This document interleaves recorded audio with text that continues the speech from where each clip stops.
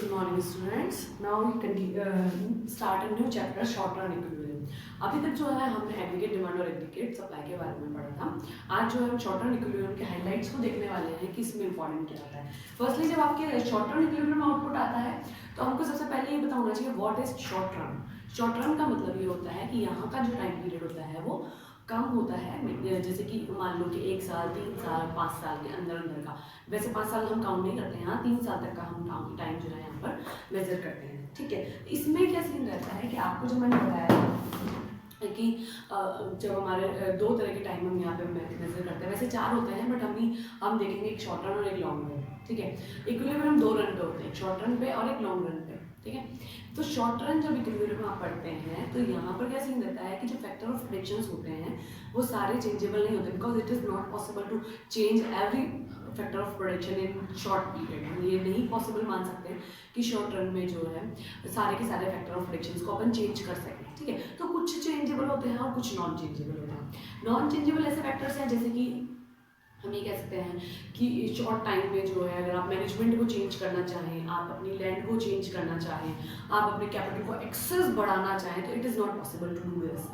ये पॉसिबल नहीं है इतना सारा करना। ठीक है, तो कुछ जो चेंजेबल होते हैं उनमें हम जैसे लेबर, मान लीजिए कि आपका जो फैक्ट्री का ऑर्डर था वो पहले 100 पीस का था, अभी एकदम से आता है कि नहीं 200 पीसेस हमको अवेलेबल करवाओ, तो आप जो है लेबर इंक्रीज करके लेबर इजीली बढ़ जाती है, क्योंकि हमारा जो कंट्री है वो लेबर इंटेंसिव कंट्री है, यहाँ पर लेबर की कोई कमी नहीं है। दैट्स वाई हम यहाँ पर जो है इसको एक्सेस बढ़ा सकते हैं। It is not very difficult to access the capacity of labour. हम यहाँ पर जो कैपेसिटी है लेबर की उसको बढ़ाना पॉसिबल मानते हैं, पूरी तरीके से हम उसको इंक्रीज कर सकते हैं, इट इज़ पॉसिबल। ठीक है, तो यहाँ पर क्या सीन रहता है कि हम जैसे लेबर को चेंज कर सकते हैं, साथ ही साथ जो है आप चेंज करके अपने आउटपुट को इंक्रीज कर सकते हैं। तो शॉर्ट टाइम में जो है कुछ फैक्टर जो होते हैं वो नॉन चेंजेबल होते हैं, जिनकी वजह से आउटपुट पर कोई भी फर्क नहीं पड़ता है। ठीक है, और कुछ जो चेंजेबल होते हैं उनकी वजह से ही, केवल उनकी वजह से ही जो है आउटपुट पर इफेक्ट होता है। आउटपुट इंक्रीज भी होता है और डिक्रीज भी हो सकता है। इफ़ यू अगर आपने जो है लेबर की कैपेसिटी को गिरा दिया है, यानी उनके साथ अच्छा व्यवहार नहीं किया, तो वो अपनी कैपेसिटी को डाउन कर देते हैं। और दूसरी चीज़ है कि अगर आपने लेबर की क्वांटिटी को कम कर दिया, यानी आपने 4 की जगह 5 मजदूर लगाने थे और उसकी जगह 3 ही लगाए हैं, तो जो है उनका वर्क कम हो जाएगा और इससे आपका प्रोडक्शन कम हो जाएगा। ठीक है, अगर आप इनको इंक्रीज करते हैं तो आपका प्रोडक्शन भी इंक्रीज होगा। ठीक है, तो ये चीज़ हम यहाँ पे देखेंगे कि शॉर्ट रन पीरियड में कुछ चेंजेबल होते हैं और कुछ नॉन चेंजेबल। तो उस सिचुएशन में आप अपने इक्विलिब्रियम को, आउटपुट को कैसे सेट करते हैं। ठीक है, ये चीज़ हम यहाँ पर पढ़ने वाले हैं। और देखिएगा कि क्या है, in macro economic short run is defined as a period of time during which technology plays no role. यहाँ पर टेक्नोलॉजी का कोई रोल नहीं होता, because it is not possible to do change in technology in short period. हम ये possible नहीं मानते हैं कि टेक्नोलॉजी को हम शॉर्ट पीरियड में चेंज कर दें, because it needs much more capital. यहाँ पे बहुत सारी कैपिटल की नीड होती है, क्योंकि अगर आपका लेबर इंटेंसिव वर्क है और आप सोचते हैं कि उसको मशीनरी से काम करा लो तो उसके लिए बहुत सारा पैसा लगेगा, और हो सकता है कि आपकी जो मशीनरी है वो भी बाहर से आपको मंगानी पड़े, तो उसके लिए बहुत टाइम जाता है, साथ ही साथ उसके लिए बहुत कैपिटल यूज करना पड़ता है, जो हमारे पास अवेलेबल शॉर्ट रन में नहीं होता। Determinants of output in economy, it is assumed to remain constant. Output is determined exclusive by the level of employment in the economy. Higher level of employment leads to higher level of output and vice versa. Technology remain constant. There is one-to-one relationship between output and employment. यहाँ पर जो technology अगर constant रहती है तो हमारा output बढ़ाने के लिए 1-to-1 रिलेशन, मैंने आपको बताया था कि हमारा सीधा सीधा रिलेशन किससे रहेगा, लेबर से रहेगा, एम्प्लॉयमेंट से रहेगा। अगर आप एक्स्ट्रा लेबर यूज करते हैं तो आपका एक्स्ट्रा आउटपुट होगा, अगर आप नहीं यूज करते हैं then it is not possible कि आपका जो है आउटपुट इंक्रीज हो सके। Thus, if employment is double, output will be also double. अगर आपको अपना एम्प्लॉयमेंट डबल कर दिया गया है तो आपका आउटपुट भी डबल आएगा।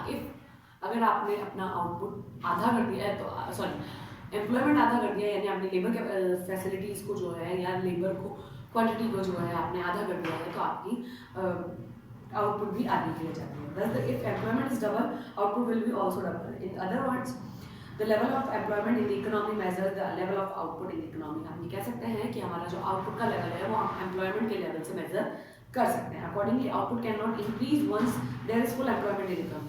आउटपुट इंक्रीज नहीं हो सकता जब आपकी जो लेबर है, आपकी जो लेबर मैन पावर है वो सारी की सारी काम पे लग चुकी है, यानी फुल एम्प्लॉयमेंट अगर आया तो उसके बाद आउटपुट को बढ़ाना पॉसिबल नहीं होता। Concept of equilibrium output. अब हम क्या है कि जब आउटपुट का कॉन्सेप्ट पढ़ते हैं तो हमको जो है दो अप्रोच मिलती है। दो अप्रोच का मतलब हो गया कि या तो आप AD इक्वल्स टू AS करें तो हो सकता है कि आपका इक्विलिब्रियम सेट हो, या फिर आप S इक्वल्स टू I करें तो आपका इक्विलिब्रियम सेट होगा। दो ही ऐसी सिचुएशंस है जिसके अंदर आपको ये होगा कि आपका जो है इक्विलिब्रियम सेट हो जाए। तो हम सबसे पहले एक अप्रोच के बारे में पढ़ेंगे आज।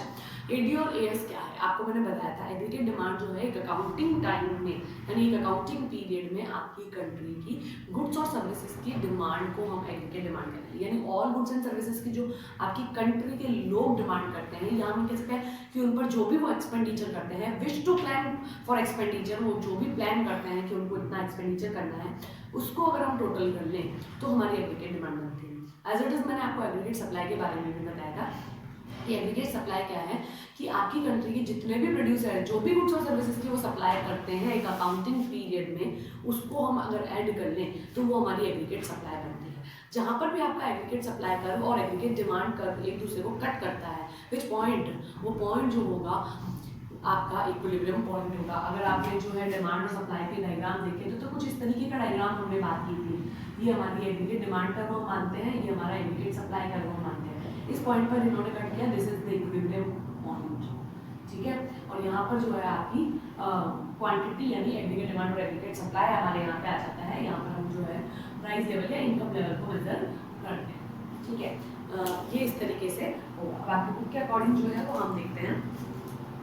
Equilibrium output refers to that level of output in the economy where AD equals to AS. We have already learned in previous chapter that AS refers to desired level of output in the economy. It is the level of GDP that the producer wish to produce during an accounting year. AD, on the other hand, refers to the level of GDP that the buyers wish to buy during an accounting year. The equilibrium GDP means that the level of GDP where what the producer wish to produce is exactly equal to what the buyer wish to buy during an accounting year, so that there is no excess production or there is no shortage of output in relation to its demand.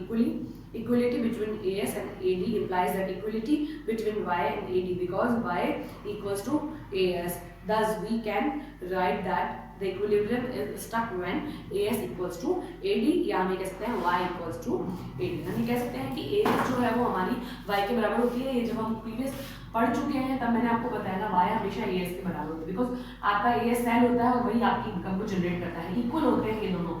आपकी country की जो भी supply है वो आपकी GDP में change हो जाएगी, ठीक है। तो ये चीज़ तो मैंने आपको पहले बताई। तो मैं ये कह सकती हूँ AD इक्वल्स टू AS की जगह हम ये कह सकते हैं AD इक्वल्स टू Y। ये जो है वो सेम ही रहता है, ठीक है। अब आप कहेंगे कि ये इससे एक अप्रोच निकल के आएगी, वो हम नेक्स्ट में देखते हैं कि क्या सीन रहता है। यहाँ तक आप पढ़ें, अगर आपको रिलेटेड कोई भी प्रॉब्लम हो आप पूछ सकते हैं। Okay students.